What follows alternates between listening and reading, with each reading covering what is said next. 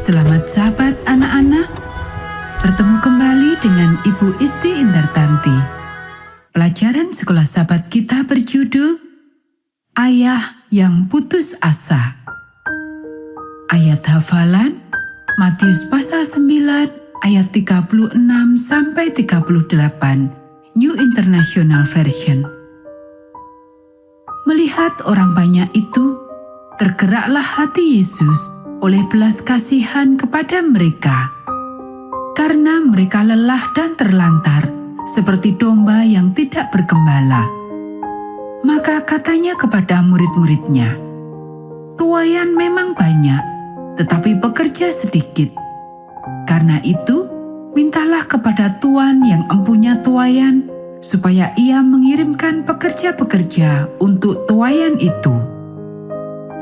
Poin penting pelajaran kita, ketika kita melayani orang lain, kita sedang menolong mereka untuk menumbuhkan kepercayaan mereka dalam Yesus.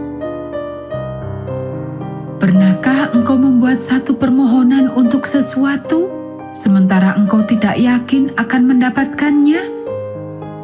Ayah dalam cerita ini tidaklah benar, tetapi dia berpikir bahwa Yesus dapat memenuhi keperluannya. Bacalah tentang pertolongan apa yang Yesus buat yang membuat iman ayah itu menjadi kuat. Yesus datang ke kota kita. Orang-orang yang sakit di Kana mendengar teriakan itu. Dapatkah engkau bayangkan bagaimana keadaannya kalau Yesus mengunjungi kotamu? Mungkin dia dapat menyembuhkan anak saya, kata seorang Yahudi dari Kapernaum, seorang yang bekerja pada pemerintahan Roma. Ia memiliki semuanya, tetapi menyerahkan harapannya, dan ia juga memiliki banyak tabib. Seringkali mereka datang dan berusaha untuk menyembuhkan anak muda itu. Dan seringkali juga mereka mengucapkan kata-kata yang menyedihkan. "Tuan, tidak ada sesuatu pun yang dapat kita lakukan. Kelihatannya penyakit yang diderita oleh anakmu ini telah parah." "Oh anakku, bertahanlah," kata orang tua itu dengan lembut. "Aku akan mencari Yesus, penyembuh ajaib itu. Mungkin ia dapat menyembuhkanmu. Aku akan berusaha untuk membawanya kemari." Dengan kata-kata itu, ia pun mempersiapkan dirinya untuk mencari Yesus di jalan-jalan kota Kana. "Di manakah Yesus, penyembuh ajaib itu? Adakah engkau melihatnya?" tanya pria terpandang itu kepada para penjual yang ada di jalan. Dengan mengikuti beberapa petunjuk, pada akhirnya ia menemukan Yesus. Ia sangat terkejut melihat bahwa Yesus hanya berpakaian sederhana.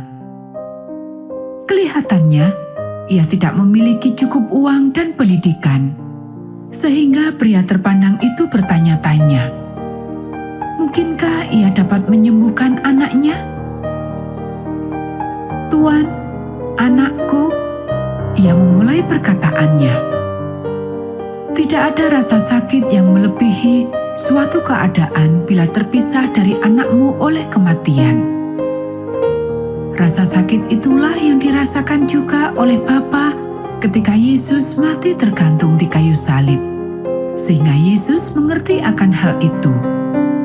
Bahkan sebelum mereka bertemu, hatinya merasa terharu kepada pria terpandang ini dan ia mau menolongnya. Yesus juga mengetahui bahwa pria terpandang ini telah memutuskan untuk mencoba Yesus. Ia ingin melihat apakah Yesus dapat menyembuhkan anaknya. Dan hanya dengan itulah, pria terpandang itu dapat percaya bahwa Yesus adalah Mesias yang dijanjikan oleh Allah. "Kecuali engkau melihat tanda dan mujizat, engkau tidak akan percaya," kata Yesus. Pria terpandang itu merasa kaget. Bagaimana mungkin Yesus mengetahui apa yang dipikirkannya?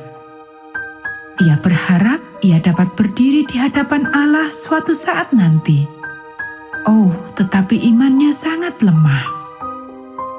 "Tuan, datanglah ke rumahku sebelum anakku mati," kata pria terpandang itu sambil mencucurkan air matanya.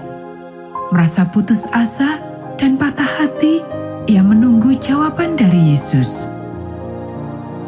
Yesus, penyembuh itu, tersenyum.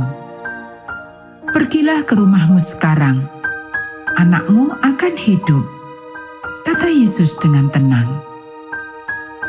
Sesaat kemudian, iman dari pria terpandang itu bertumbuh dengan berlimpah. Ia tahu bahwa anaknya akan segera sembuh kembali. Lebih dari itu, ia tahu bahwa Yesus adalah Mesias yang dijanjikan itu, yang telah dipelajarinya dari tulisan-tulisan Musa. Ia juga percaya bahwa Yesus dapat menyembuhkan rasa sakit akibat dosa. Di rumahnya, sebuah perubahan yang luar biasa pada anak yang hampir meninggal itu. "Lihat," seru salah seorang pelayan. "Tubuhnya sudah normal lagi." Pelayan yang lain berseru dengan tidak kalah nyaring. "Demamnya juga sudah hilang."